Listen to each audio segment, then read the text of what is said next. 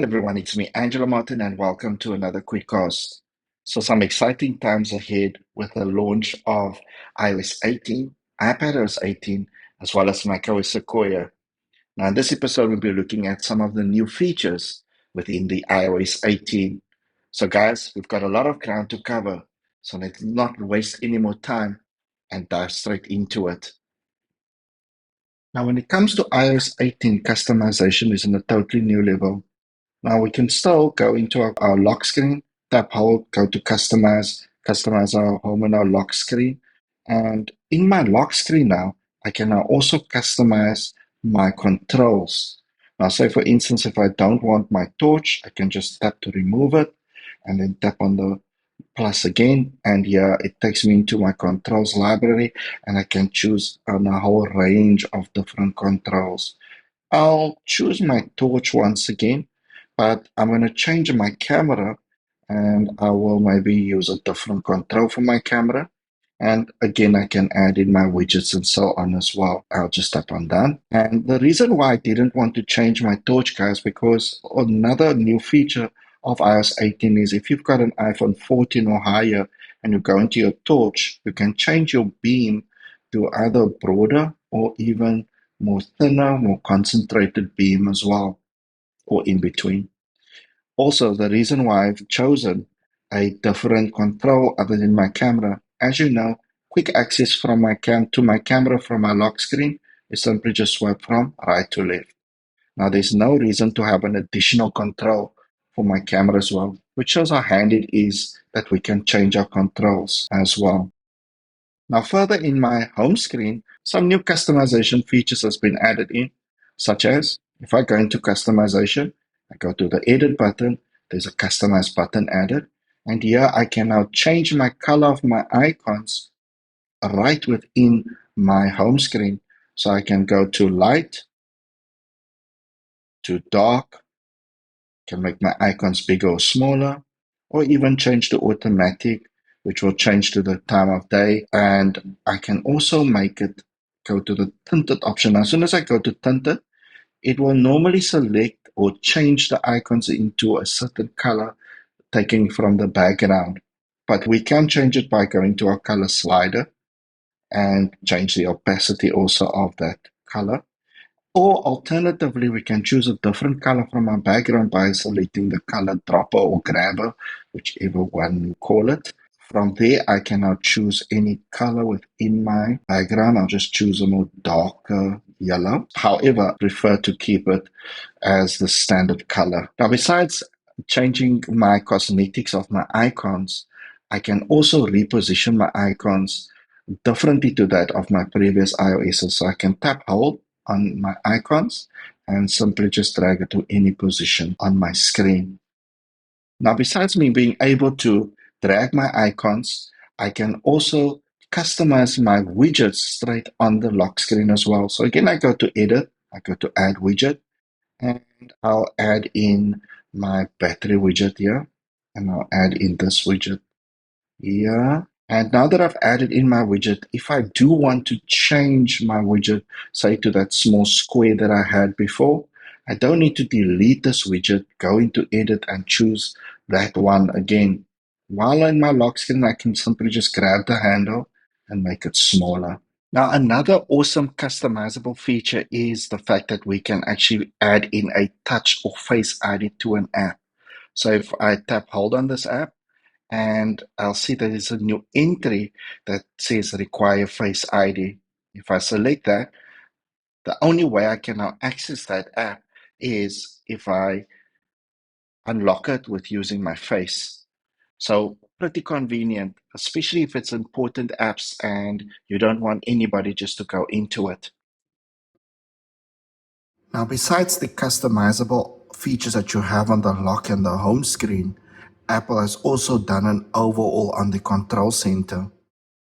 Now, to start off, Apple has also added in the shutdown button inside of your general setting. Right at the bottom, there is shutdown. But at the same time, they've also added the shutdown button on the control center, as you can see in the top right hand side. Now, also on the control center, you don't even have one panel anymore, but you have additional panels that you can work with. And you will see why this is so important. Now, to customize or edit your control center, you just tap and hold down, and you will see it will come up with these little dots on the screen. And at the bottom, you can tap on add a control. And here it takes you into your controls library as we had with our lock screen when we were changing controls. And you can select any of these controls. Let me go with the recognize music once again. And you can see it's been added on. You would also notice that it's got these handles below it, which you can use to even make the interface of that control a little bit bigger. Now, further down, if we're in edit mode, you will see another blank panel has been added. Now you can add in additional controls. Now you might be wondering, how many controls can you add? And this is where the expansion of your control center comes in. You see, you can now also add in your apps as controls within your control center by going to the shortcuts category within your controls library. And here you can either choose a shortcut or even open an app. So under open an app, you can choose any of your apps that's on your device. Let me go with the calculator app, and you can see there the calculator has been added, and I can even expand it, and I can go ahead and add in even other additional apps as well to your choosing and as many as you like. I'll just add in, let me go with my files app, and there we go. Now, on top of that, if I've added in my control, I can do the same even with my shortcuts as well. So if you're like me and you've got a bunch of shortcuts already created through your shortcuts app, and I would suggest, guys, if you want to look into the shortcuts more, you can check out my video where we show how you can create your own shortcuts. So to do that, we can once again go into edit mode. Alternatively, if you wanted to add in another panel, we can tap on the plus in the top right, and that will take us into edit mode. You can see below I've just added an additional panel, and here I can go into add a control, and I can go to my shortcuts category again, but this time around I can choose shortcuts, go to choose next to my shortcut, and you can see here's all my shortcuts that I've added or created over the years, and I can just select any of them. I'm going to choose this one over here, and that shortcut has been added. So your control center you can customize and personalize to the way that you want it. So guys, I know I said it before, but you can customize or personalize the control center until it looks like the dashboard of a Boeing 747. Now, if the Shortcuts app really interests you, you can check out our video, and I left the link on the description below. And while we're at it, let me show you the new accessibility features of the iOS 18. Now, I truly think that Apple has put themselves way ahead of the competition with the new accessibility features. Now, one accessibility feature that truly blows my mind is the eye tracking. Now, the eye tracking allows you to control your device with using your eyes. Now, the setting up part is fairly straightforward, as you must just keep your device on a stable surface, keep your face or your eyes away of your device for about 30 centimeters, and just switch on the setting and just follow the tutorial. So let's go ahead and do this quickly. So all you need to do is just follow the dot with your eyes.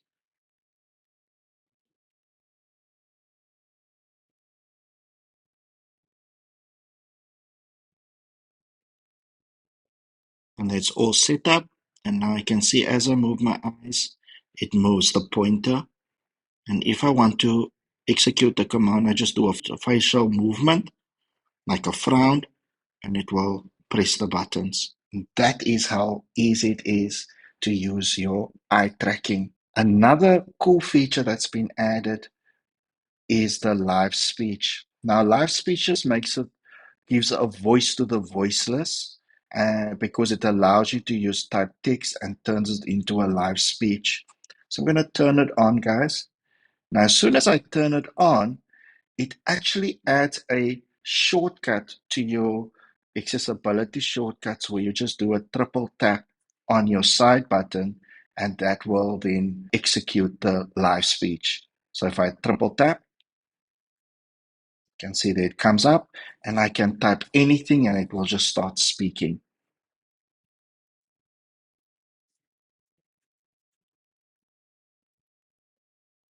Showing you how the live speech works. But you can take it a step further as well.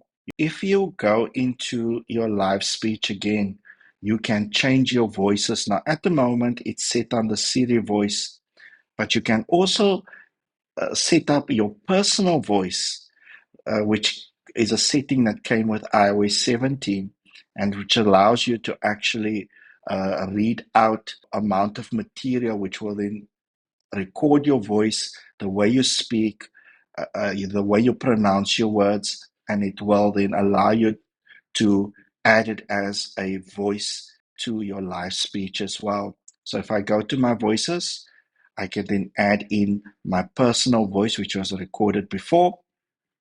And now that if I have added that in, I can go back to my recent phrases. It keeps about 10 recent phrases and I'll select that and I can even edit it as well. In fact, I'm going to do it by using my shortcut key. And this time around when I select, showing you how the live speech works. That's the way. Or I can even edit it further by just swiping right to left, go to my edit button. So now if I tap on done and I tap it on it again. Showing you how the live speech works using my personal voice.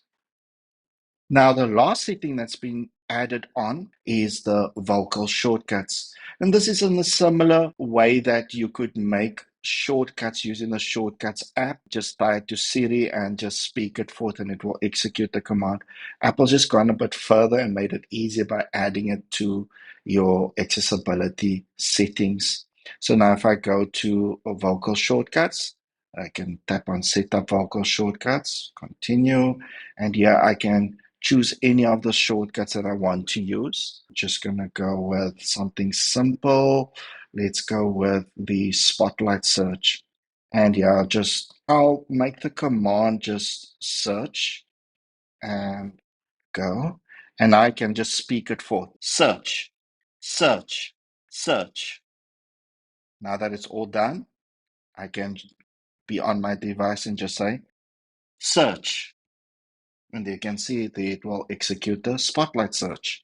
And I can even add in additional actions as well. So if I add in another one, I'm going to add in another easy one. Let's go with the screenshots. And I'll just call it screenshot. You want to try to keep the phrases as easy as possible. Don't make it long sentences. And then it's just one word that you need to say, which will execute it. Screenshot. Screenshot, screenshot. And now if I just say screenshot, and you can see there it does the screenshot. So guys, that is it for this episode. Stay tuned to our next episode. We'll be looking at some of the new apps that's been added, as well as some of the new features to the existing apps. So guys, that's me, Angela Martin. Stay safe out there, and cheers.